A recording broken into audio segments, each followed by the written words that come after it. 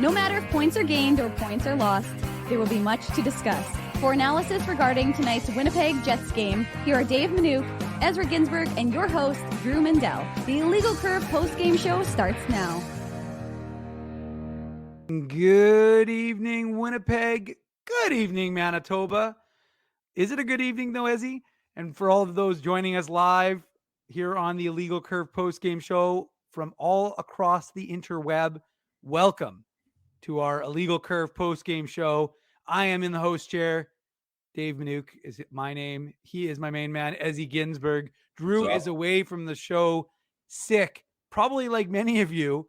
He's literally sick. You guys are all figuratively sick after you watch the Jets fritter away what would have been a winning streak into a point streak because of the inexplicable. Well, first of all, you got to give credit to the play of Morwena, Manitoba's James Reimer. He was phenomenal in net for San Jose, but the Jets snatched a defeat from the jaws of victory, Ezzy, because they had that one wrapped up and they made some questionable decisions in terms of personnel that we'll talk about when we get into the Betway game recap. But overall, what was your what your thoughts as from that 63-minute hockey game or whatever it was in total? Yeah, well, you kind of, took my main point there, Dave, just in terms of, I mean, the Jets controlled this game at 5-on-5. The story for me, though, is you have 6 power play opportunities. You're not able to bury any of those, even though you had some good chances. But, what's Blake Wheeler doing there at the end of the game? Ices the puck. Why is he out there for that long? There's more to this game than just that. But, I'm not sure why Rick Bowness and the coaching staff thought Blake Wheeler needed to be out there. I don't know exactly how long he was out there, but I want to guess maybe 2 minutes to end the game there, right? So I realize that he can't get off the ice because they ice the puck.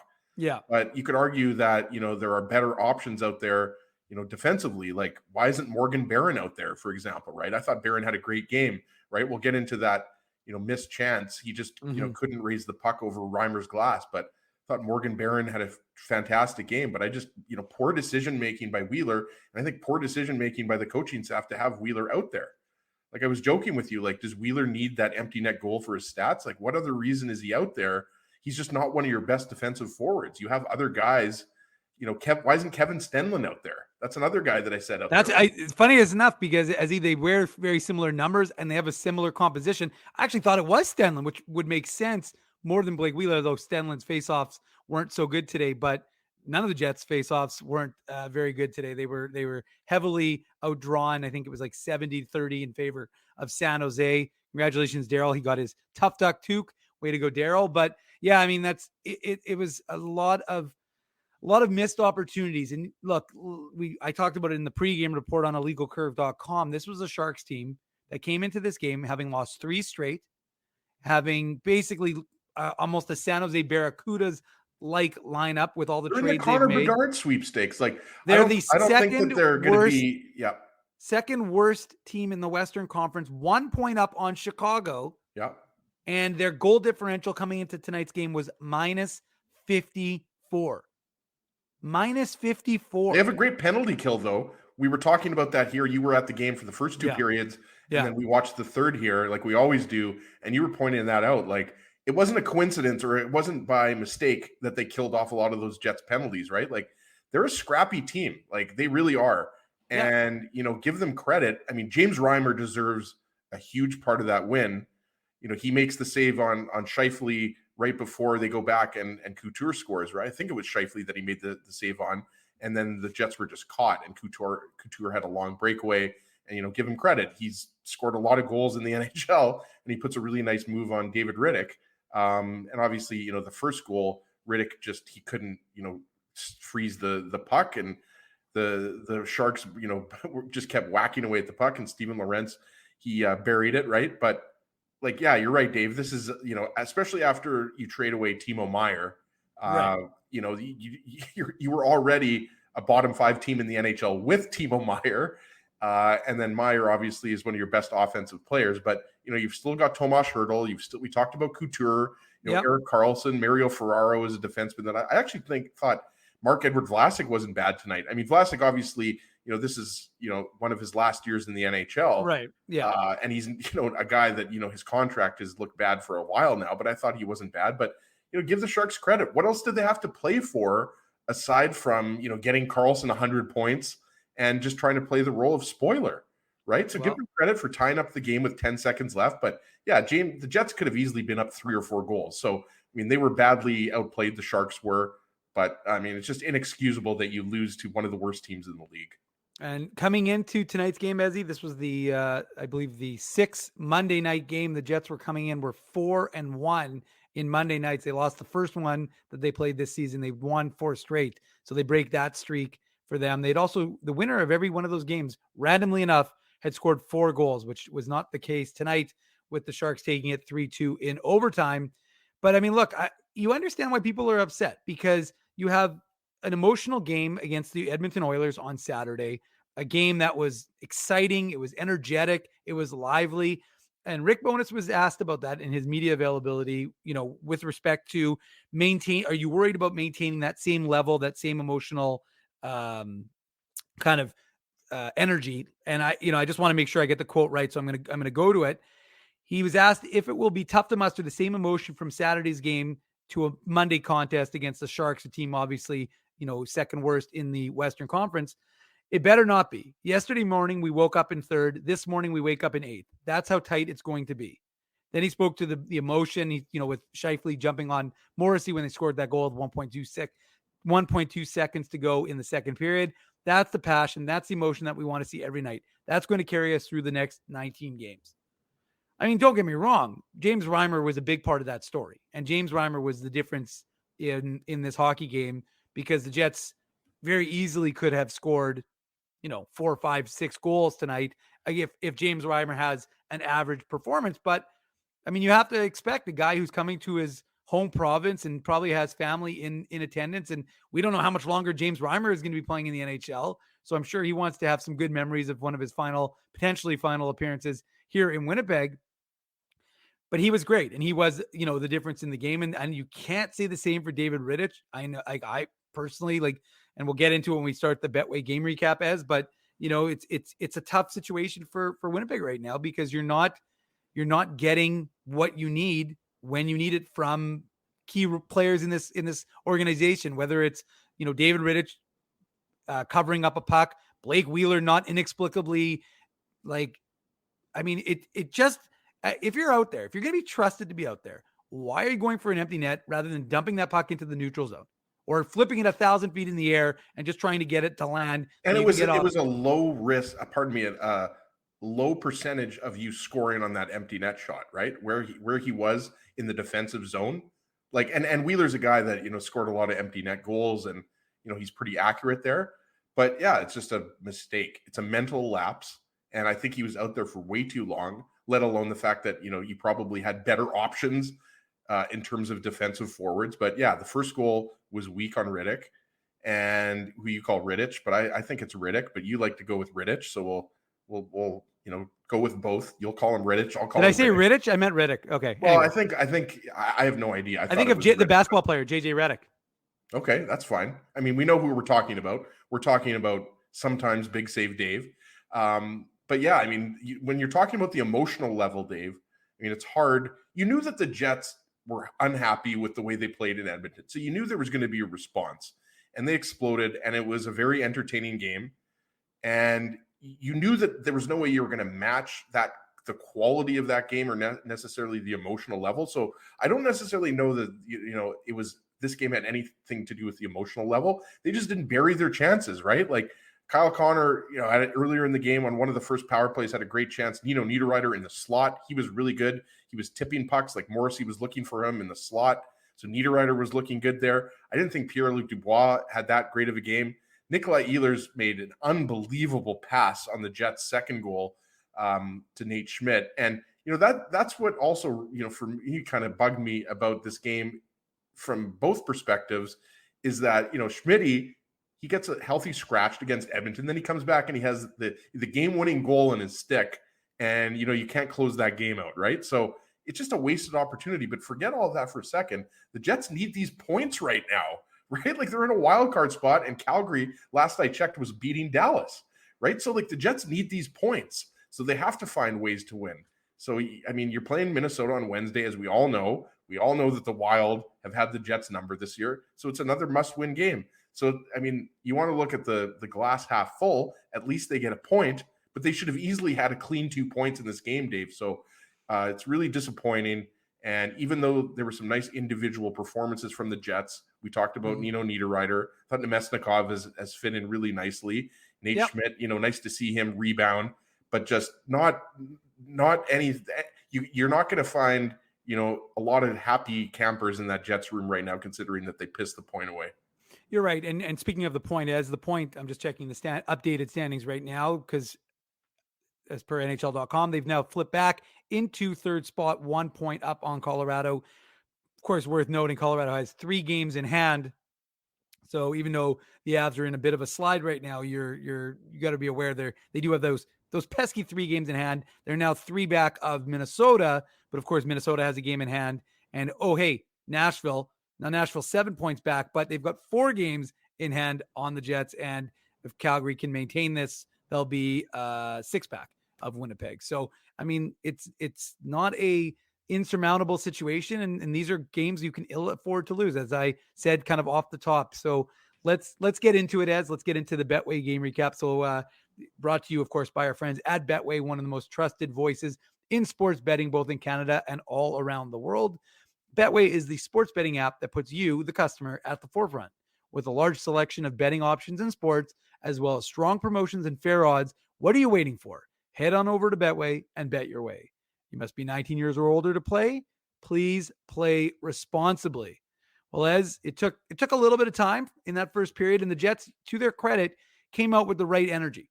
And it looked like James Reimer was ready to go, because I think the shots were, I want to say they were 6 or 7-1 in favor of Winnipeg. James Reimer was able to, just obviously make all the saves he needed to make, but the Jets came out in the right way to start that opening period with again, the way you would want them to do, based on the fact that, like you said, they have that energy, that memory of the good feelings they got from that win against the Oilers. Yeah, I would agree with that. I think the first period, for the most part, was solid. You don't like the fact that you weren't able to convert. Did they have 2 or 3 power plays? I forget. They had at least 2 power plays in that first period. They might have had 3, because I think the last one carried over a little bit into the second period, 3. Right? Yeah, there was 21 seconds. They had 3 power plays. Yeah, the first power play went to San Jose on the Dylan DeMello holding against Kevin Labanc, and then the next 3 went against San Jose. Right. And so you don't like that, but the Jets were the better team in the first period. They had, like you said, they were out shooting them, better at 5-on-5. And on this particular goal, I mean, we've all, most of us watched it and have seen the replay here. It's just not a good rebound control by David Rittich.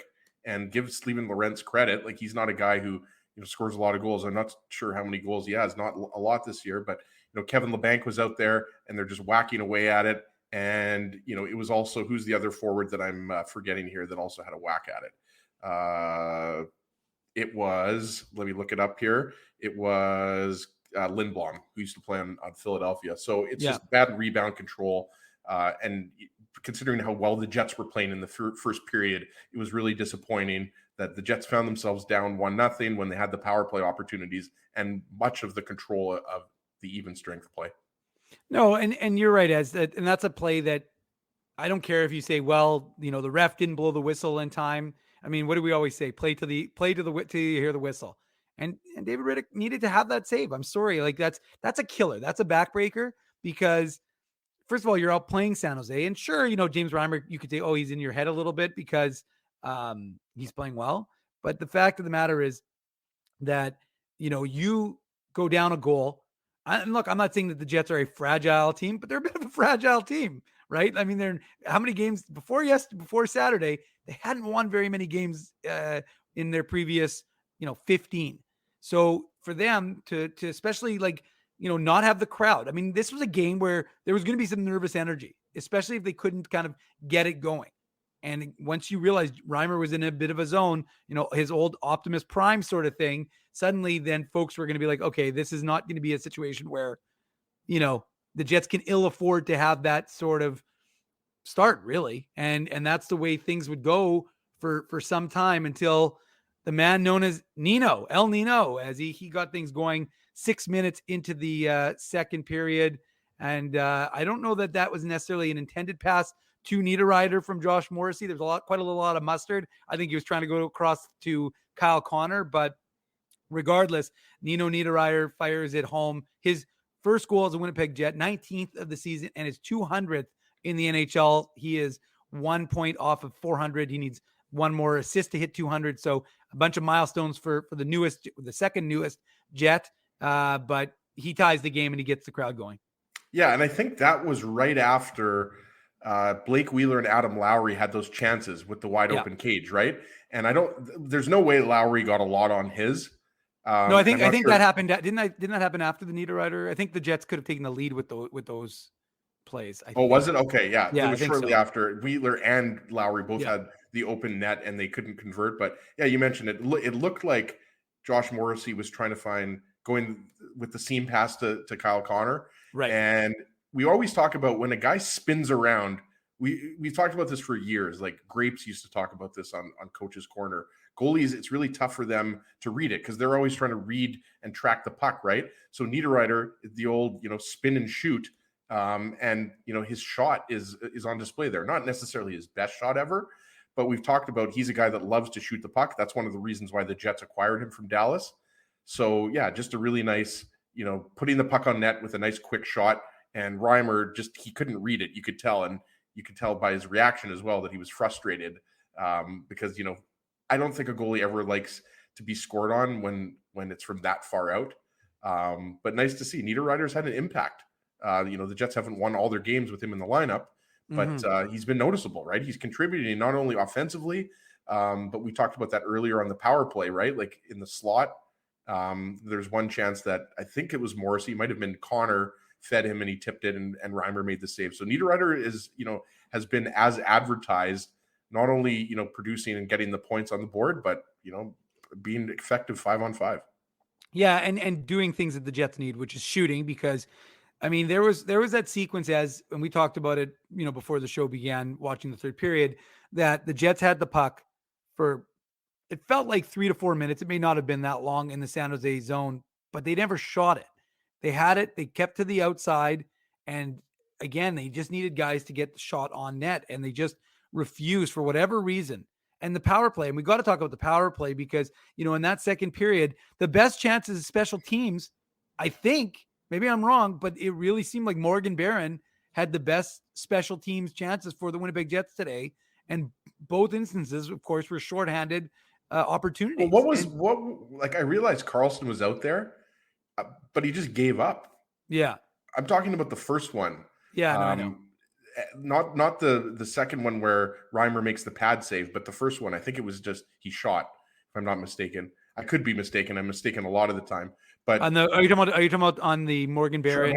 Yeah. The one, it was a one-timer shot. Yeah. Yeah. No, it was you're talking about the 2-on-1 where he took the shot. Yeah. And Carlson he gave up on it. Yeah. Like it was, it was odd. Like it was almost like he didn't know Barron was there or something. Yeah. And like, it's tough to criticize Carlson because he obviously gets the assist and he's on pace for 100 points and he's the Norris favorite right now, even though I think Josh Morrissey is going to have something to say for it. So is Rasmus Dahlin, but Barron was really good. I mentioned that earlier, but in the second period when they had their power play opportunities, I forget if they had one or two. They were in the second. They had two. They were having trouble gaining the zone, right? Like so, it goes back to kind of what we've talked about for a long time. The Jets' power play is very hot and cold, right? Like one shift or one power play looks good, another time it doesn't look very good, right? Like I didn't think Nick. I said this before, like, and I'm a big fan of Ehlers. Anybody that's listened to the show, as you are, Dave, and as Drew is, but I just didn't think Ehlers had it tonight. Dubois obviously is coming into the lineup, after missing some games. I didn't think he was super impactful, so you have to give him a little bit of a pass, right? Because a little latitude for sure. Missed some games, but I even though the Jets badly outshot the Sharks, this was still a game that I think you'd like to see more. from a team that is battling for their playoff lives against a team that is tanking for Bedard, right? Like, let's not kid ourselves here. Like, yes, Carlson, Hurdle, Couture, like Kevin Labanc, they've got some good players here, but like the Jets are a much more skilled team. And I just think it's an opportunity wasted. Again, you should have had those 2 points after Nate Schmidt put you up in the third period when Reimer was making save after save, right? And you talked about it, like he was doing what, Karel Vermelka did for the Coyotes last year, right?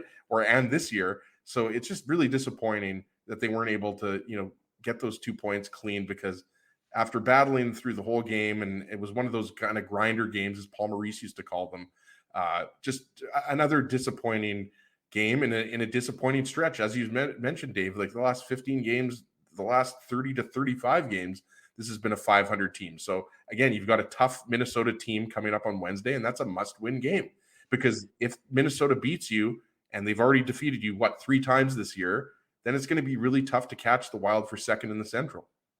Well, and Ezzy, the other thing we need to talk about is the disproportionate usage on Power Play 1 versus Power Play 2, because Power Play 1 it felt like a minute 30 to a minute 45 of every power play opportunity. And if you're looking at the ice time right now, I mean, Lowry had 4 minutes, Wheeler had almost 4 minutes, Ehlers 3, which again, unusual.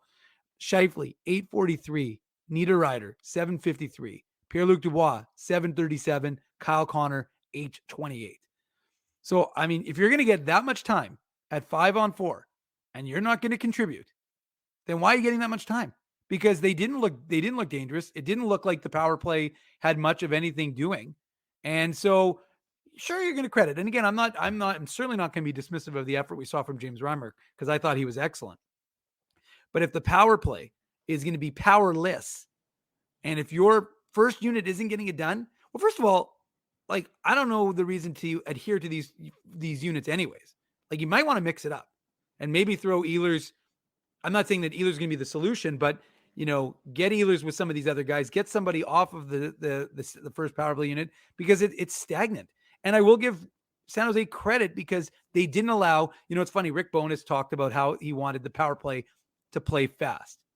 Well, they had to, because San Jose didn't let them set up. Aggressive, yeah. They're quick and fast, yeah.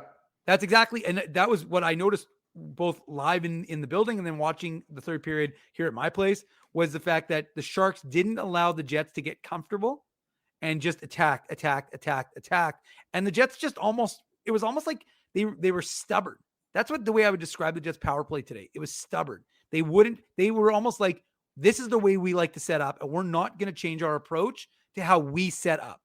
And so it was like they couldn't. And that's why I like Nino Niederreiter out there, because he is an agitator, but he's also a guy that, has the reach. Like I mentioned it earlier, like I like that kind of set tip from whoever it was, Connor or Morrissey. But yeah, they're really at this point, I mean, you just have to start putting the puck in the net, right? Like you just have to do it. And if it's not working with Power Play 1, then you take off somebody who isn't doing well on Power Play 1. And this is, Scott Arniel, Rick Bowness, Brad Lauer, like they've got to make, it's not, we're not the ones that make the decisions. It's them that have to make these decisions, right? And it's kind of mind-boggling with all, like we've talked about it, the Jets top 6. You've got a lot of point per game players there. They should be doing better. Like we talk all the time about the penalty kill, how it's second in the NHL. Great. But this is a game in which, it was 1-1 and you weren't getting, like Reimer was playing well. You knew you weren't going to score 4 or 5 goals, right? So the power play let them down big time. But the inability to, close out that lead, close out that game, I don't understand. Like they were sitting on their heels, and, the Sharks had the puck in the Jet zone for a good couple minutes to end that game, right? And then obviously, Wheeler ices the puck and just, makes a bad play, and then Hurdle gets the tying goal. And then in overtime, I mean, we know anything can happen in overtime. So, I mean, this game against Minnesota, I know we've said it a lot over the last couple of weeks, but it's a really big game.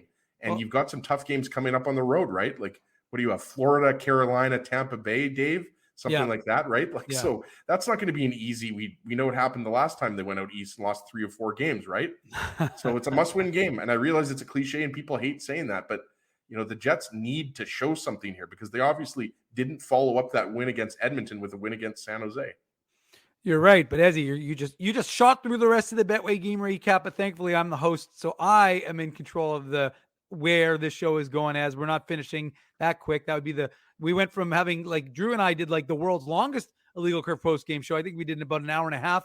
The last one because you guys had 12 goals to cover. Well, we had 12 goals to cover. There was a lot of joy in Joyland, Ezzy. People were excited. 21 goals between the two Oilers and Jets games the last, within 24 hours of each other. That's one of the, honestly, like as an aside here, yeah, one of the best rivalries the Jets have is probably with the Oilers going back to that playoff series, right? Like I realize the Jets swept the Oilers. Yeah. But I mean, think about right now, like remember it was Jets Predators in 2017-18 and then even 2018-19. I would probably say the Jets Wild is one of the best rivalries in division. But honestly, like who's the best rival the Jets have right now? I would say the Oilers, even though they're not in their division. They always have great games. Yeah, the Oilers, there always does seem to be a lot of emotion when the Jets are playing Edmonton. And it goes back to the Canadian division, right? That's kind of what I was getting at. They were in the same division in 2020-21, but that good old. I might be kind of overstating it a little bit here, but those two games were fun. Well, no, and it also depends if you're of a certain age, a certain vintage. Then, of course, the Smythe division is going to always be imprinted in your brain. Doesn't matter what year it is. You always forget. There's a lot of names that we could go over but that's not the point of this show. This is the Illegal Curve post game show, not from the mid 80s and 90s. Mark Lamb was on the all food team, by the way. Was he? I think the Jets, as I said, when they got all food team again. Well, hold on, not yet. But when the Jets traded for Nemestikov, I said I think the Jets are trying the all hard to spell name list with Nemestikov, Niederreiter, Menelainen, Axel Jonsson, Fielby. It's this is not a fun team when you have to write their names quickly on the old Twitter machine. But anyways, let's keep going. You can get it. Do you want to do hold on? Do you want to do a quick segue? Do you want to do your all food team? Or I can give the original all food team just because it's always fun, and I can always give a shout out to my dad. He was the one that came up with it. I think I added one, but the big one, and we think this is really revolutionary how we came up with the all food team. I don't know if other people ever came up with an all food team. We believe we were the first because this is going back to when I was a kid, like over 20 years ago. Kari Taco was the key one in net, right? Like you had to have the goalie. And then on defense, former Winnipeg Jets defenseman and current UND head coach Brad Berry is obviously a huge member of the all. And by the way, we could come up with probably a couple of line combinations. Like you could have probably a first line, second line, third line. But I'll just give the original. It was Brad Berry and then Paul Coffey, obviously on defense. Okay. And then up front, you had Adam Oates, Yari Curry, and Mark Lamb. There you go. The all food team. One could argue is coffee a food? It's a drink. Coffee's a food. Interesting. Okay, well let's keep talking. All food or drink team. Okay, well let's get back to the and obviously if you want to throw in one for fun that I remember Remus threw and then my dad said it didn't count, Joey Kosher. Well, I mean the Jets, the guy that we thought the Jets could trade for Nick Schmaltz, he would be a nice addition. Schmaltz, he would. That's the 2.0 team. That's the new team. Yeah. But you got to he'd be credit for both being a good member of the all food team and would have been a good addition to this Winnipeg Jets team. And running man is right. Spency just threw it pear juice. It was spelled, I believe, DJOOS. Yes. Pear juice. Yeah. But Spency, that's a good one. Running man is right. Give James Reimer credit. He played outstanding tonight. Good old Manitoba boy from Morweena, Manitoba, which is north near Arborg. I've actually driven through Morweena, Manitoba. It's the Interlake. Yeah, it's part of the Interlake. That's true. It is it's just okay. Hold on. It's just to the east of, west of. If it was the east, it'd be the other way. Of the home of the Riverton Rifle. Reggie Leach, who my dad went on a double date with in Flin Flon. There you go. Shout out to Flin Flon. There we go. Flin Flon and Reggie Leach. We always love. We had a good chance to interview Reggie Leach. Oh, that was a 100th anniversary of Hockey Manitoba. He's the nicest guy. You ask anybody about Reggie Leach. Yeah. Only good things to say. Nicest guy ever. Still holds the record for most goals in the playoffs. Well, he was a phenomenal hockey player. Not that we watched him. Drew did, of course, because Drew was probably about 50 at the time when he was playing back in the day. Yeah, but Drew was close to retirement then. But Ezzy, the powerless power play came into effect again. The Jets had a chance early in the third period. They don't take advantage of it when Mario Ferrero had that high sticking penalty against Nito Niederreiter. And then they had another one with 12 minutes and 49 seconds into that final frame, and they didn't take advantage. Oh, no, they did. Sorry. They didn't take advantage. The Nate Schmidt goal came shortly thereafter. We thought it was because power play one had stayed on the ice the entirety, I think, of that power play. But regardless, Nate Schmidt, he breaks his streak after being a healthy scratch. And I thought the comments were interesting from head coach Rick Bowness when he talked this morning after morning skate. If you want to hear those comments, go to a little site called illegalcurve.com. We've got them in the pregame report ads. But, he just talked about when he made the decision to take Nate Schmidt out. He said it wasn't a quick decision. It wasn't a decision he was unaware of, that he had been speaking to Nate Schmidt, and that, he was, that he knew that this was coming, and that was the reason why he pulled him. We talked about it. It's funny because remember when we were saying, well, why don't you sit a veteran? And someone was like, well, he's not going to sit one of his veteran players. And we're like, well, why wouldn't you? He sat Nate Schmidt. We thought maybe Neil Pionk would have been the recipient of a sitting, but regardless, it ended up being Nate Schmidt. He comes back, he scores on a beauty pass by Nikolai Ehlers, who drives behind the San Jose net. Again, expertly caught by our photographer, Colby Spence, who was ice level for that one. It's on our Illegal Curve Instagram. So if you want to go smash the like button here, then go smash a like on that photo. Let Colby feel some love from you. But it gave the Jets a 2-1 lead, gave Nate Schmidt his 200th point in the NHL. And you could see from his reaction as he was like, all right, let's go. We've got this. Yeah, absolutely. And, it was Matt Benning who was chasing Ehlers there behind the net. And I think most people thought that Ehlers was going to continue going behind the net, right? But the no-look backhand pass to Nate Schmidt.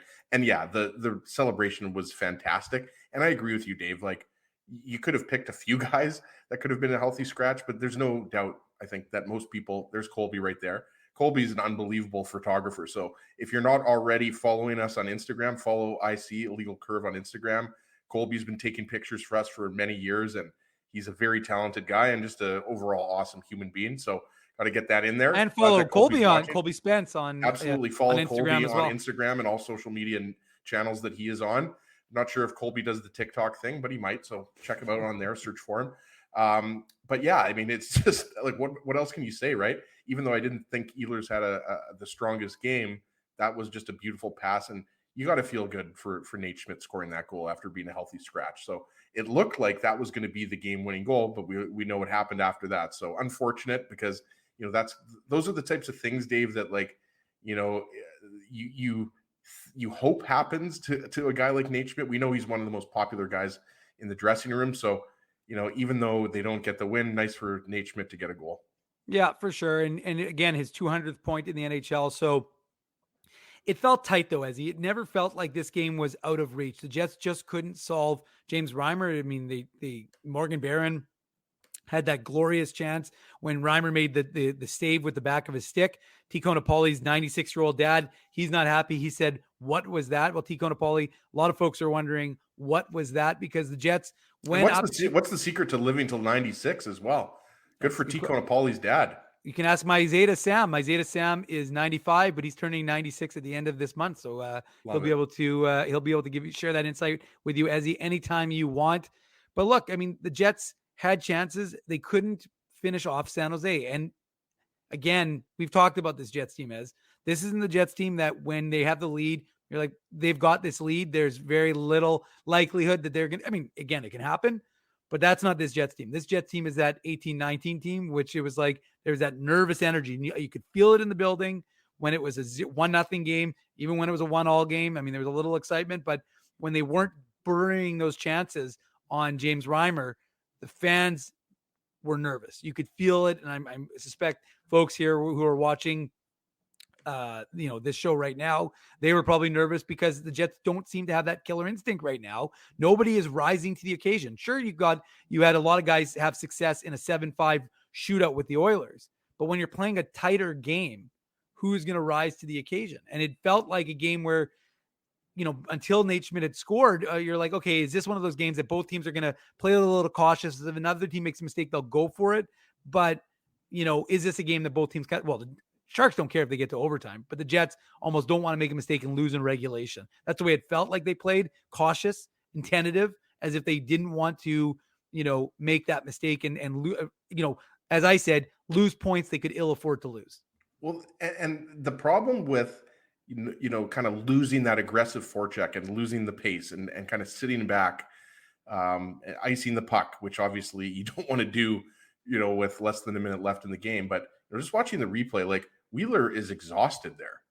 Like, you're talking on the game-winning goal. Yeah, I'm talking, because that's what we're going to get into here, right? Like the Thomas Hertl game-winning goal. Like he gets a piece of Erik Karlsson has the puck. He does it twice. Wheeler is covering Karlsson. He gets a piece of it, so he breaks up the first pass. But then he's very slow to get over to Karlsson. He's not in a proper position, or he's just not blocking a shot properly. Like it's just he's not really doing anything there aside from being a pylon, really.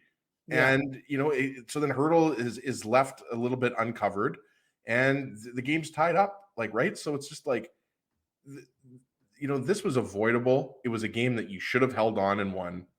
And, again, I don't know if this point is going to be the difference between, the Jets hanging on to a wild card spot or not. Mm-hmm. But you gotta finish the game stronger than that.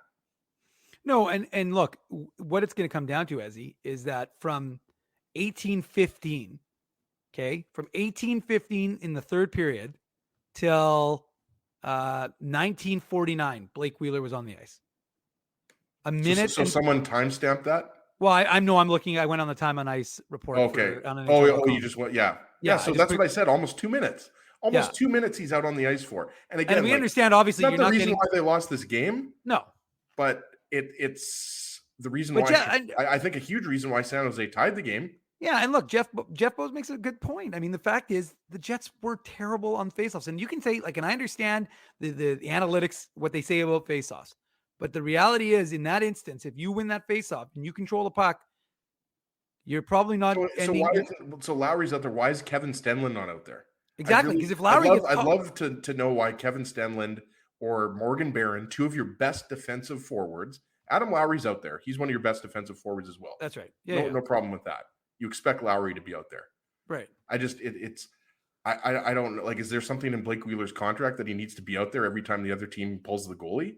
I mean, look, honestly, what's going on here? Well, and again, that's so before we even get into the goal is, and you already started to break it down a little bit, but what doesn't make any sense is the composition. I mean, and Rick Bowness has made decisions and it's funny, coaches aren't infallible. Like Rick Bowness had a very good first 30 games.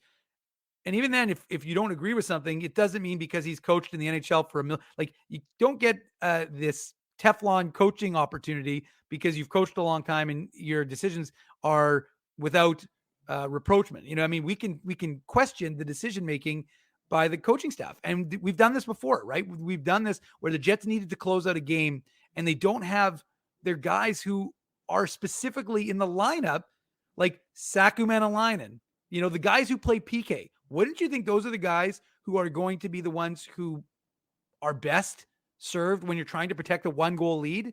Like, with all due respect to Blake Wheeler, why is he out there? And I'm not just solely picking on him. He made the terrible decision when he had that puck to ice it. So it was a dumb decision by him. But he's out there all the time, though, Dave, in those situations. And this is with Rick Bowness as the head coach.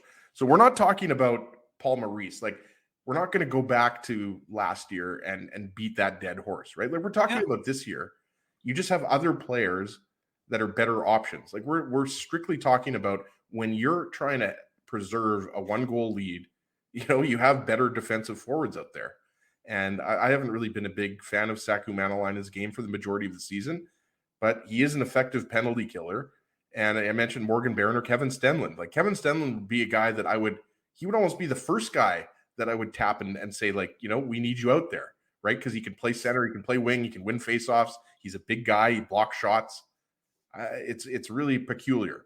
So again, it's not the reason why they lost the game, but it's definitely the reason why the game was tied up when you combine Wheeler going for the icing, missing the net, and then just being soft, covering Erik Karlsson there. So, well, and sorry guys, I was just gonna say, and Patrick made the comment, and just for the people who are listening to the podcast, I'll just read it out. It said, this happened earlier in the season when Bones admitted he had the wrong guys out at the end of the game.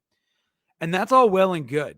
And I remember that, he did say that, but I mean, he knows the importance of this game. I mean, you have 19 games left. The teams that are behind you have games in hand on you. So while you are comfortably in a playoff spot, that comfort can go out the window with those other teams winning. And oh, by the way, 5 minutes to go in Calgary and Dallas, tied 4-all. So, I mean, if that one doesn't end in regulation, both those teams, one who's well ahead of the Jets and one who's somewhat behind Winnipeg, are going to gain points, right? And that's the worst case scenario is if Dallas, loses in overtime and the Flames win, then it's, obviously that'd be the worst case scenario for the Jets. But look, the Jets had this game. They had it wrapped up. I mean, and again, remember folks, the Jets outshot the Sharks. They heavily outshot them. And James Reimer was phenomenal. And good for him. We always talk about this. Like he's come in to Canada Life Center right before Bell MTS Center. Yep. And he's played a bunch of times here, but just good for him, right? Because, he's similar to Marc-Edouard Vlasic. He's towards the end of his career, but, he's a guy that, hopefully plays another, 2, 3, 4 more years in the NHL, but good for him, right? Because I'm imagining that he had family in attendance. Yeah. And he's a guy that knows he's not going to the playoffs, just like the rest of the team does. So good for him, right? Like he has always been an honest professional hockey player, a great guy with the media, but also just a guy that always gives you an honest effort. Well, and as I'm just looking at the 5-on-5, like high danger chances for and against, the Sharks had 7 high danger chances in the first period. So the Jets won. The Sharks didn't get another high danger chance for the remainder of the game at 5-on-5. How did the Sharks have, I watched that game just like you did. I wasn't in the building, but yeah, I didn't even think the Sharks had 7 shots on net in the first period. Honestly, I don't know how they had 7 high danger chances, but. Well, I mean, just because a shot doesn't hit the net doesn't necessarily mean that it wasn't a high danger chance. It just means that and that's another thing that the Jets, of course, have been doing a lot of lately is missing the net and watching. There's so much that the Jets are just not doing right. So anyways, look, you touched on it, Ezzy, and we'll just quickly get back to it. But look, the goal goes in and it's deflating. And the whole building, and it was very, like I said earlier, it was very reminiscent of the Jets of old, something that the Jets would have done previously. Not a team. This isn't a well-oiled machine. This isn't a team that feels like they're cruising to the playoffs. This is a team that is fragile. I've used that word a number of times throughout the course of this post-game show. You are, of course, listening. I should reset here because it's been a while. You were listening to the Illegal Curve post-game show. I am Dave Minuk. He is Ezzy Ginsburg. You can watch us on our YouTube channel. Hopefully you're subscribing. Make sure you hit that subscribe button. We always benefit from having more subscribers. We're climbing to 5,000. So be part of the Illegal Curve subscription army. We're close. We've been close for a while. We're getting there. Yeah. So make sure you do that. Make sure you smash the like button on this video. We appreciate that. That gets us out there. And of course, word of mouth. If you're on Facebook, share these videos with your friends and your family. Let them know about Illegal Curve. And, where you like to spend your post games, hopefully more often than not, enjoying yourself, sometimes ranting, sometimes making fun of us, whatever it is, however it is. And of course, on Saturday mornings on the Illegal Curve Hockey Show, we hope you'll join. Yeah, as Frosty Winnipeg says, join IC Nation. So be part of the nation. Membership is free. Yeah, it's a free it's a free membership. That's the best kind of membership that you can have. Anyways, so it goes to overtime, and things look like they are going to get off to an okay start for the Jets. Again, before we get to that, what did you think of the Hurdle goal? Did you think it was a good goal? I mean, did you think Rittich should have had it? What was your overall? Well, it was so scrambly, right? Like the Sharks are moving the puck around. We talked about it. Carlson obviously is the quarterback, as he should be. He's one of the best defensemen in the league, if not the best. But I mean, the Jets were tired. You could tell. We talked about Lowry and Wheeler were out there. It wasn't a pretty goal. Yeah.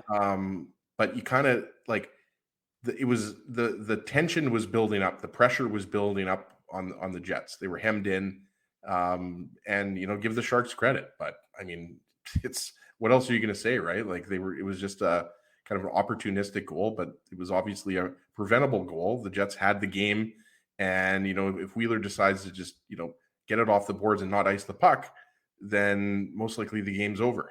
So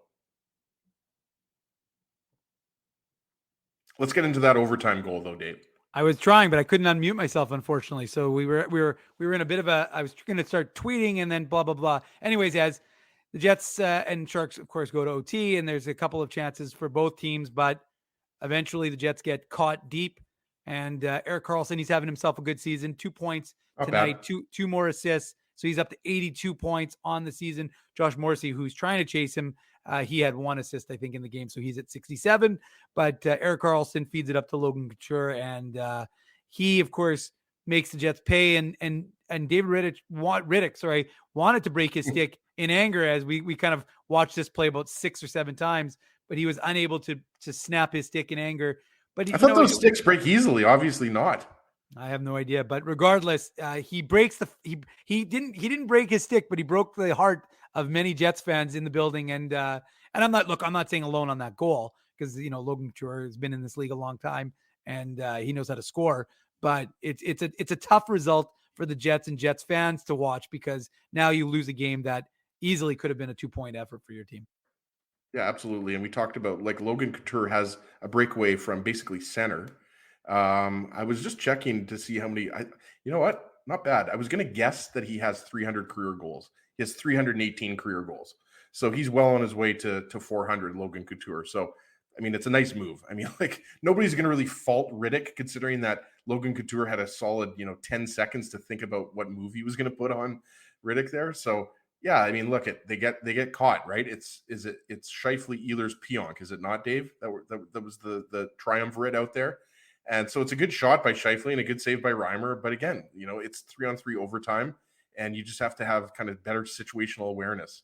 And Couture's fast, and there's a lot of open ice out there, but it's a coin flip once you get to overtime for the most part. So nice goal by Couture, but yeah, unfortunate that the Jets let it get to overtime, and really unfortunate that they couldn't get the extra point, because last time I checked, Dallas had tied it up, so it's 4-4 there. So that's kind of the worst case scenario if each team gets a point there. Well, Dallas is on a power play with 1:40. So they've got 1:40 left in the power play, and there's 2:35 left in the game, tied 4-4. So I guess Jets fans are now Stars hoping fans for Dallas, but I mean, of course. You're definitely not hoping for a 3-point game here. No, you definitely want. Whether or not you think the Jets are out of it, they still legitimately have a chance at first in the Central, even though they might be 7 points back. I mean, the goal is still to win the division, right? Yeah. Well, I mean, right at this point now, the goal for the Jets. Well, it's not looking great, but yeah, you know what I mean. But anyways, I just think that there's a lot of things, and I think a lot of this has to do with coaching. I do. I think Rick Bowness owns a lot of that game. I think, he talks about keeping guys fresh, and he talks like the power play is so disproportionate. And again, if power play 1 is firing nonstop and they're lighting it up, then fine. Keep power play 1 on the ice for 1.5 minutes. But when they're not doing what they need to do, which is score goals, and Brad Lauer's back. Like, Brad Lauer's back on the bench, right? He was back in Edmonton. He was back in the game on Saturday. I didn't actually even notice if he was he must have been on the bench today. So he was on the bench tonight. Yeah. Yeah. So you've got Marty Johnston, Scott Arniel. It was the 4-headed monster. That's right. As that's the kind of question that as he would ask after a game. Why do you have so many coaches on the bench?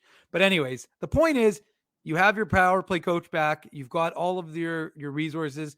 To me, it's about usage, and like power play 1 doubling up on power play 2 when they're not producing doesn't make a lot of sense. Not only that, it doesn't make sense, but it just kills the guys. You can say these guys are in unbelievable shape, but the fact of the matter is you're not scoring, and it's taking these guys out. And I mean, look, maybe their effort isn't significant enough to really, burn their energy but the fact of the matter is, now you drop the game, you fall to, hold on, let me check the records now, 36, 25, and 3. Of course, just your third OT loss, which the Jets, we jokingly said when we saw the game was going to overtime, we're like, well, obviously this game, the Jets are going to win, because they always win in overtime. But of course, they don't win in overtime. They lose this one. So it's a tough one for the Jets to drop. And now, of course, that Flames and Dallas game, as he looks like it's going to go to overtime as well. So that's going to be a 3-point game. Not what Jets fans want to hear. Well, and and the key thing, going back to what we said, why you need the point so bad is because now you don't gain anything on the Flames. Hold on, our friend Dom Zappia is saying that Calgary wins. Oh, Calgary won with 10 seconds to go. Wow. Or 11 seconds to go. So I think Dom's watching the game live. Dom must be, because Dom's our out-of-town scoreboard insider. There we go. Dom was the insider there. So now you've lost a point. Or I guess you could look at it like Calgary gains a point, right? So instead of just remaining, what were they, 5 points up on the Flames? So now are they 4? Right now, Ezzy, they were 8 points up on the Flames, and they're now 6 points up on the Flames. But the fact is, Calgary, they're 6 points up. They're 6 points up on Calgary now. So they would have been 7 before the game. What did I just say? Because the Jets got a point tonight. No, but I'm already factoring in the Jets. The Jets are at 75 currently, and Calgary's at 67. That's with the win. But Calgary will be at 69 after this. Oh, I see what you're saying. Yeah. Yeah, it has. Calgary hasn't been updated. The point is, though, you could have remained 7 points up. Yeah, the whole point is it should have been a nullified. In fact, not only should you have been, should you have remained 7 points up, but you should have gained ground on Dallas. That's the whole point. Right. You'd be 5 points back of Dallas with one game. The Jets have played over the last 2 months. They have not put themselves in a position where now they have a cushion and other teams are chasing them, right? Like, it's not like Minnesota and Colorado now are chasing them. Like, I realize, I think Jets are 1 point ahead of Colorado or something like that, right? Yeah, 1 point. 1 point. Yeah. They're 1 but you point know what I mean? Colorado with 3 games. At one point, they were 10 points up on Colorado. That's right. And they were 6 or 7 points up on Minnesota, and they were only 1 or 2 points behind Dallas. And now Dallas is basically, you're not catching them. No, but more importantly, like, again, talk about squandered opportunity, is that if you get this point tonight, you're at 76. And if you beat Minnesota, you're now psychologically, what a boost that is, because you're now tied 78-78. And again, like, now we're at the point of the season with 18 games left. You are paying attention to the out-to-out scoreboard. Drew likes to do this, 40 games ago. But the reality is, for the Jets, you are paying attention to this, and you are having to watch this, and you didn't have to when you had the buffer. You're right, though. Nobody loves the out-of-town scoreboard more than Drew. Absolutely. We're breaking goals down on the Betway game recap, and Drew is focused on the out-of-town scoreboard. Yeah, exactly. He was focused on the out-of-town scoreboard in October. He's telling us the Jets are currently in third place. Like, Drew, it's October. Like, what are you talking about here? Yeah. So, look, it's going to be a great run to the final end of the season. You're, of course, going to spend every moment you can here with Ezzy and I, and Ezzy, I, and Drew. Didn't make sense the way I just said that.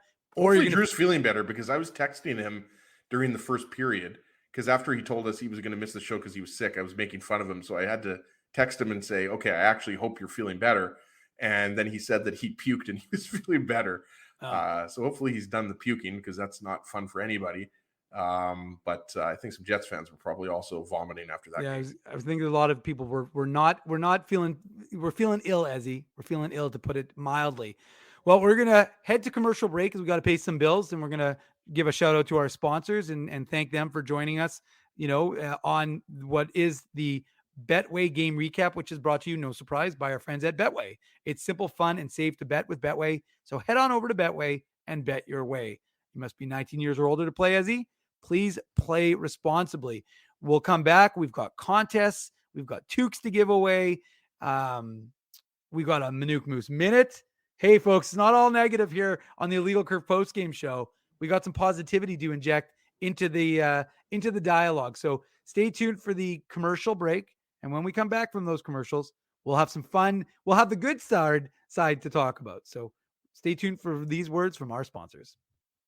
Jerry Seinfeld, Chris Rock, Jon Stewart, Dennis Miller, Brad Garrett, the biggest acts and all the up-and-comers. They've all made their mark at Rumors Comedy Club, North America's longest-running independent comedy club. Rumors has kept Winnipeg laughing for over 25 years. When was the last time you laughed out loud? Make it a great night out with friends, or book your office or birthday party, even a fundraising event at Rumors. Get all the details and dates on upcoming shows at rumorscomedyclub.com. He winds up. Oh, Whoa! Looks like Ezzy took that one right in the choppers. A blistering fast puck hurts like HE double hockey sticks. That's why I let the pros at Linden Market Dental Center turn my yow into wow. Get your brilliant smile back with state-of-the-art restorative and cosmetic dentistry from real pros. And remember, always wear a mouth guard. Now that's solid on ice advice. Learn more at lindenmarketdentalcenter.com. Creating smiles for life. Whoa, Ezzy, everything okay? You look stressed. Of course I'm stressed. We're moving, the house is upside down, the kids failed miserably at packing the fine china, and my life is in chaos. Chaos! Yes, that does sound like a problem. What am I going to do? Ezzy, relax. Rolly's Transfer Moving and Storage is the answer. With 60 years of experience in moving Manitobans and a track record of exemplary customer service, one call to Rolly's and your stress is gone. No job is too big or too small. Just visit Rollies.com and they will take it from there. Thanks, Dave, and thank you, Rollies Transfer Moving and Storage, online at Rollies.com.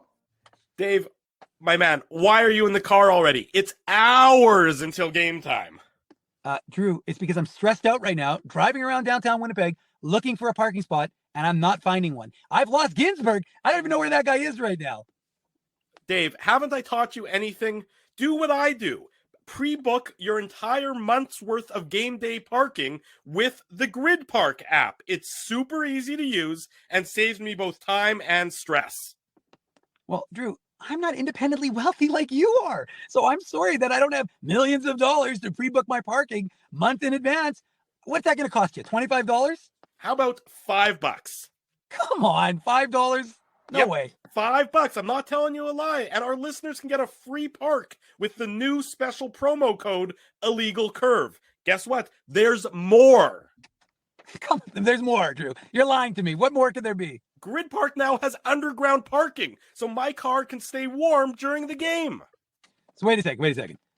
All the driving around I do, looking for parking, minus 40, you're telling me I could be toasty warm in a car after the hockey game? That's exactly what I'm telling you. Underground parking. Just download the Grid Park app. That's GRYD Park and use the code Illegal Curve. All one word. You'll park for free your first time.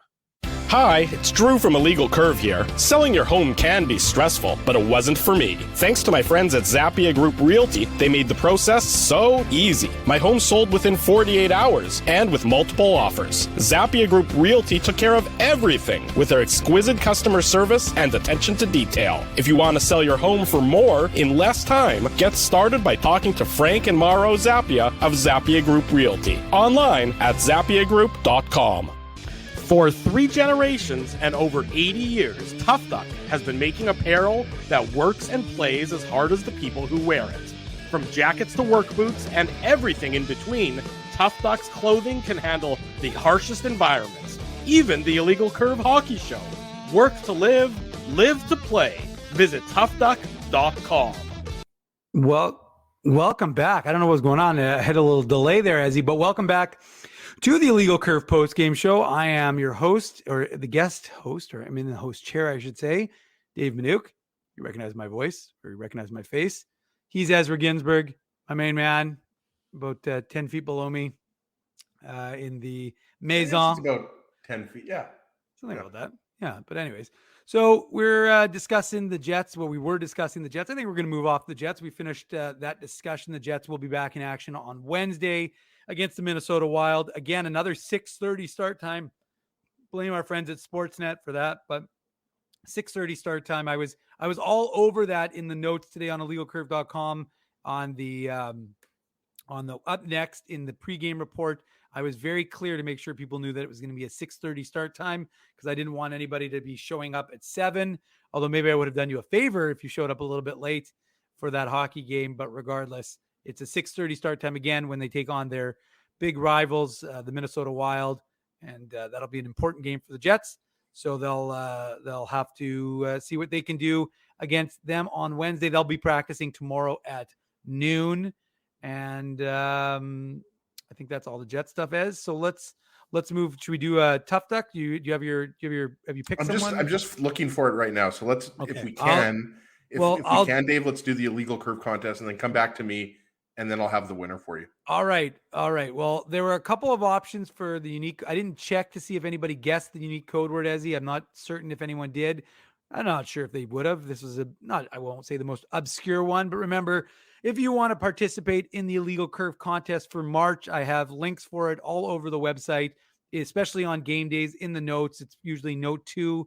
It's in the afternoon links. It's in the pregame report. So you can find the links to the contests, and there's various ways of entering.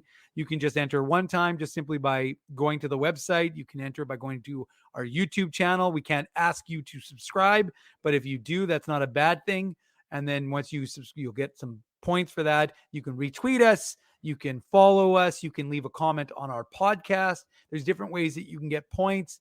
And when you get those points, like entering the unique code word, you can win Jets merch. Now we're like better than a scene card.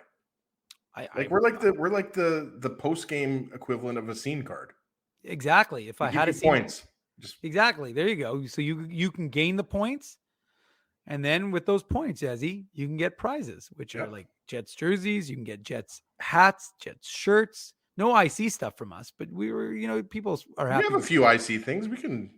Yeah, but I mean, we're trying to keep it consistent here. We don't want to show any sort of preferential treatment for some folks and not for others. But regardless, for those who want to enter the unique code word for tonight's game, it is the Vlad revenge game, or at least it was going to be, because of course, Vlad Nemestikov, as he was back facing his old team of 4 days, who told him to stay. He played one game with the Sharks, right? No, he didn't play any games. He didn't even play one game. No, they made the trade. They were holding him out for trade-related reasons. They did. They literally told him. It was actually hilarious. Yes, on Saturday, I guess you were, of course, not on the post-game show, so you probably didn't see his pregame comments, but he basically said that he was told by San Jose when they traded with the Tampa Bay Lightning for him to stay in Tampa because they're basically going to trade him right away. So there's no point in coming. Oh, he didn't even go to California. He didn't even go to San Jose. Stayed in Tampa Bay till he got dealt on that Friday. So he probably went from plus 20 to minus 20. And he was going to potentially get his revenge against his old team. Of course, that's in quotes. But enter that, get 10 bonus points, and you can be like our winner of the IC merch contest, Greg McClure. So congratulations, is he related Greg to McClure. Troy McClure? I'm not aware if he is or is not. I'm actor Troy McClure. Well, maybe he is. Maybe Troy's a relative of his. But if he isn't, regardless of that, Greg is the big winner. So congratulations to Greg on winning the IC merch contest. I will be in touch with you eventually. Of course, folks were not happy with Dave M because I was a little late with, I promised last week. And I'm like, listen, folks, with the amount of stuff I was doing for trade deadline week, it was madness and I couldn't get a lot of things done. So I tried to get a bunch done. We know Phyllis got hers. It's a backlog. We'll get the stuff out. Hey, the reality with the Legal Curve, as Kenneth Gardner, our friend, confirmed when he got all the North Dakota Ken. North Dakota Ken. Yeah. We know that you eventually get it from IC. We always keep a record. I keep very good notes. So even if you don't have it right away, in fact, there's someone who Garrett Hole needs a 2 from 2012. Yeah, I didn't like that comment. Come on, Garrett. When you win, you win. But I'll check my notes, but I'm pretty sure it was sent out. And there's no notes. There's notes. In fact, hold on. Joking. No, I don't even have them here. Actually, if I had notes, that would help me a lot because with the Tough Duck hardest hitting comments, I've fallen behind a little bit. So I've got to get some emails read and get some of those toques out. We know someone got theirs, Ezzy, because he said he was wearing it. He'd received it today. So congratulations to that person. And I'm gonna quickly look. So congratulations to Greg. And remember, everyone, try and enter the contest as best you can because it's fun to participate. It's fun for Illegal Curve to be able to give away stuff. And I'm trying to find Ezzy's Tough Duck comment. And I found out where I sent it to you there, Dave, in the private chat. So yeah, no, I got it. I'm gonna look for it right now. You know what, Ez? I'm just gonna post it, and then we can you can read it. I can read it now if you'd like while you're looking. Well, oh shoot, I almost posted it in the private chat, which wouldn't have done us very good because I can't highlight it. So here, I'm gonna post it here. There we go. Ezzy, this is for the Tough Duck hardest hitting contest. CMAC. It's all about CMAC. CMAC is usually with us after every Jets post game. Always brings the good comments. There you go. Not a big fan of Bones this game. Poor power play personnel, poor end of the game management. His team looked like it was going to skill all the way to a win instead of winning battles. I absolutely agree, with that assessment. We talked about it, not just at the end of the game, but, the power play. I mean, when the Jets didn't click on the first 3 or 4, right. You would like to see some different personnel out there. So send me an email, cmac.ezra@illegalcurve.com, or slide into my DMs at ICSEG and Tough Duck. We'll send out a toque to you. So congratulations to CMAC. And hey, folks, that's always. I think CMAC, we've given a toque before to CMAC, so he's going to have another one to add to the collection. Well, and that's the key is this, like, you can always enjoy these games, and you don't just enjoy getting toques or Jets merch. You sometimes get Moose tickets, and Phyllis was given 2 tickets by me, and she went to the game on, which game was it? On Sunday afternoon. That was the concluding game of the Moose homestand against the Chicago Wolves. They, of course, had played 8 games in a row here in Manitoba. And of course, what do we have to do no, Drew, even if it's a little bit late, there's only one thing we can do.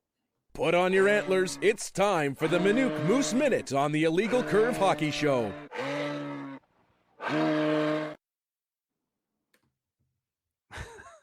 That intro gets me every time. I still laugh. When we have a 8-game homestand and the Moose went 6-1-1, we have to have a Minuk Minute.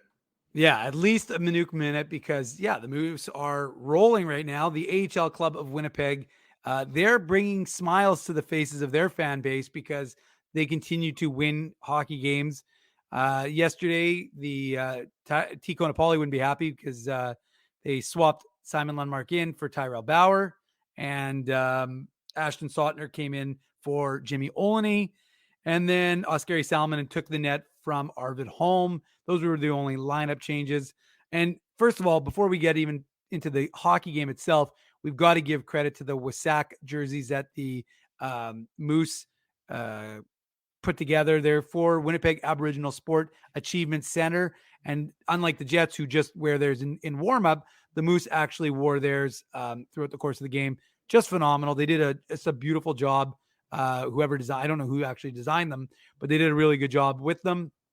So, and they auction those off, right? Yeah, the proceeds go to the charity. So, or that. Not sure if the auction has started, but I'm sure that we can share it if it isn't when it becomes available. They haven't started the auction. I think they wait a little bit. They probably have to clean up the jerseys and do some stuff with it. Yeah, but it's usually like 2 or 3 days or a week after or something. That's like right. That. Exactly. They'll do something along those lines where they'll get it prepared and ready to go.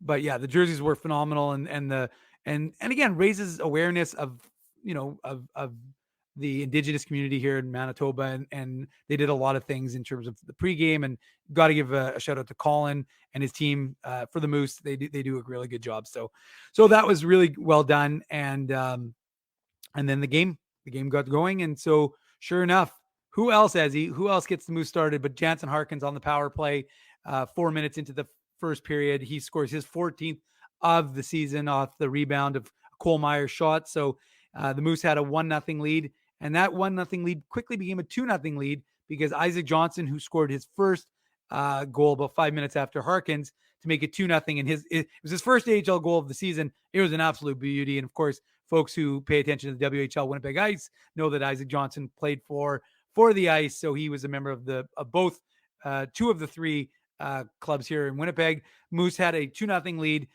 Cut 2-1. Ville Heinola made a bit of an error. I got in trouble on Twitter from some folks because I pointed this out. I had to, of course, explain to them. I point out everything that happens with Jets prospects, good and bad. And I said, how dare you say something bad about Ville? Well, it was funny because I'm like, if you do a search with my name and Ville Heinola, literally the 5 clips that come up, like the 5 most recent ones, 4 of the 5 are me like giving him praise on something good he's done, and then 1 outlining. And I'm like, it literally led to a direct goal. Has nothing to do with pigeonholing him. I don't care. I'm not invested one way or the other. I don't have a bias. I'm literally just telling you what I see. And it was funny because I'm like, I called out Declan Chisholm and Oskari Salminen because later on in the game they made a mistake. I think it was Chisholm. It might have been no, it was Chisholm's left shot. But anyways, and so they made a mistake and nobody came to their defense, even though I pointed it out that they had made a mistake that led to a goal. So I started laughing because I'm like, how come nobody cares about Declan Chisholm? He's a 2018 5th rounder, or Oskari Salminen. Anyways, yes, they don't care because the Wolves were down 2-1. And then early in the second period on the power play, and this is the play I'm talking about that led to a mistake. The Mackenzie McEachran, who scored his first of the game, but we scored his second soon thereafter. He tied the game early, but the Moose took the lead back. Cole Meyer, who's always around the net, the alternate captain for the Moose. I said, I don't know if the puck finds him or if he finds the puck, but regardless, he tipped home a shot by Tyrell. Did I say Tyrell Bauer was out? Because if I did, yes. I made a mistake. It was Simon Lundmark who was out. Tyrell Bauer was in because Tyrell Bauer had the shot that Cole Meyer tipped. So that was a mistake by me. Sharks tied it up. So it was 3-3 going into the third period. And you're like, well, this is an important period because the Moose, Chicago, even though they're far behind the Moose are trying to catch Texas, trying to catch Milwaukee. The Moose are fairly comfortably in a playoff spot, but they needed to, at least earn a split. And like you said, as kind of keep it this homestand rolling. And sure enough, Dominic Toninato, who's again been another effective player for Manitoba, he scores his 13th, and you can see that the goaltender for Chicago, and I'm going to butcher his name, Peter Kochetkov. He is a Canes. I think that was pretty good. Yeah, I thought that was all right. Prolific goal scorer. Yeah, he's a prolific goal scorer, scored a goalie goal on Friday night, but he also was like in Toninato's grill a little bit. So Toninato stared him down a little bit. I saw that clip that you posted. Yeah. That was very funny. It was very funny. So these two teams have, like, speaking of rivalries, that rivalry goes back to the IHL. Absolutely. But the Moose, and you're right, as it's a big rivalry, but the Moose started the period off right. They outshot him 11-3, including the Toninato goal. And then they got the empty netter with Greg Morellis making it a 5-3 game. Nice pass by Jansen Harkins. That's what happens when you have an empty net goal, by the way. You wait for the guy to be in the neutral zone and you flip him the puck. You don't try and shoot at the empty net and leave to an icing. Sorry, folks. But sure enough, Kochetkov wasn't happy with Cole Meyer. He tripped him behind the net as the game was coming to a conclusion, which led to an exchange where Cole Meyer with Oskari Salminen and Kochetkov came out of the net and almost had a goalie fight, which got stopped. Potential Potvin Hextall right there. Absolutely. I didn't know what was happening. And unfortunately, I left in the third period because I had my brother-in-law's birthday. So I had to abandon ship after the second. It was like watching a Jets game. I watched the first two periods live and then I had to watch the third period later. But with me. Absolutely. But the fact is that it was a second straight game now. Kochetkov got a 10-minute misconduct and kicked out of the game. So I guess he wants to be back up with the Hurricanes, right? Yeah, and I know Hurricanes fans went wild over that clip I posted of him scoring the goal. But the point is the Moose ended up picking up a 5-3 win. And then, as you said, as a fantastic homestand, going 6-1-1-0. That was their 30th win of the season as they improved to 30-17-3-3, sitting third in the Central. And they headed out today, actually, for a 7-game road trip. Starting in Abbotsford, where they'll play Tuesday and Wednesday, and then they'll go to Iowa. And after that, I'm going to guess Rockford, but I'm not 100% certain. The fact is the Moose are going on the road. I'll have coverage of that, of course. So follow me on Twitter, which you already do, I hope, unless you've unfollowed me. IC Dave, where I keep. I was probably your first follower. I've been following you from day one, man. You and IC Kyle. Okay. Nobody's a bigger fan of Dave M than I. That is true. That is absolutely the truth. Anyways. So that is your Manuk Moose Minute. Someone said in the chat, I went over my allotted time, but which I definitely did. But it's a Manuk Moose 10 minutes. Really? Yeah, but the reality is I wanted to provide a little positivity around here because look at the Moose are pushing for first in the division. They win 6 of 8 at home, and we got a lot of people that And going back to what you said about people are a little bit sensitive when it comes to Ville Heinola, right? Yeah. Like, is it out of the realm of possibility that he's called up? Like, why are we not talking about that? Right? Like, of all the struggles the Jets have had on defense, right? And like Kyle Capobianco comes in, who obviously, we don't expect to be playing significant minutes in the Jets' top 6, right? Yeah. But with kind of what's been happening with Logan Stanley requesting a trade, but Chevy not confirming that he requested a trade or denying that he requested a trade. Obviously, I think Dylan Samberg, I've said this to you so many times, Dave, that I think, the spot on the third pair is his. There's no question about but that. I'm just saying, like, Ville Heinola, is that something that's possible that he's called up here for the stretch? I mean, remember, there's only the 4 recalls that you're entitled to, towards the end of the season. So, I mean, we'll see what happens. Plus the emergency recalls. Plus emergency, of course. And I think, look, if you're not playing him, then don't. I mean, and people. I'm with you though. Don't if you're bringing him up, you gotta play him at some point. And like I said, it's not just about Ville Heinola, who's developing with the Moose. Declan Chisholm's developing with the Moose. Henry Nikkinen, the 2019 fourth rounder. Daniel Torgerson, the 2020 second rounder. Simon Lundmark, the Simon Lundmark's 2019 second rounder. And Tyrell Bauer. All these guys, all these prospects, they're developing. And that's what you want. It was the reason why I was a little surprised that the Jets only papered Axel Jonsson-Fjällby for the playoffs for the Moose, or to make him available to play in the AHL, because I thought there'd be a benefit for, if they needed to let some of their younger guys go on runs, but that's not decisions we make.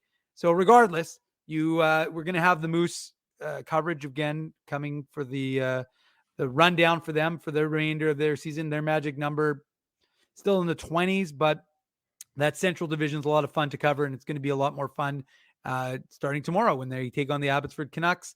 And as that just about does it for us. So where's Frosty? How come Frosty hasn't shown us what our sponsors are? Because I don't want to forget. I don't want to leave anyone out. We didn't, of course, what is the, speaking of sponsors, Ezra, what do you have? Are we going to do the shot of the game? I got it here. What's going on? Okay. Here? Well, who are we going to give it to? Well, that's your decision. You have to decide. Could we do Seagram's pass of the game? Because I'd give it to Nick Ehlers. I'll give it to Schmitty. Shot of the game for Nate Schmidt should have been the game-winning goal. So, Schmitty. Well, this one's to Nate Schmidt. Shot of the game from Seagram's. Thank you to our friends at Seagram's for being a sponsor, for being along for the ride.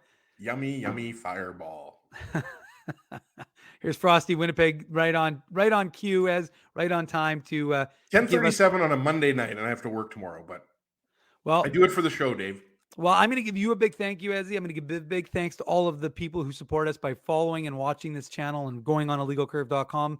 But I'm also going to give a big thank you to all of the sponsors of Illegal Curve who make the post-game show, the Saturday show, and that website, illegalcurve.com, a possibility. They are, in no particular order: Rumors Restaurant and Comedy Club, Linden Market Dental Center, Zappia Group Realty, Betway, Tough Duck, Boston Pizza, Seagram's, Rolly's Transfer, Grid Park, and The Keg. Support these fine businesses, Ezra.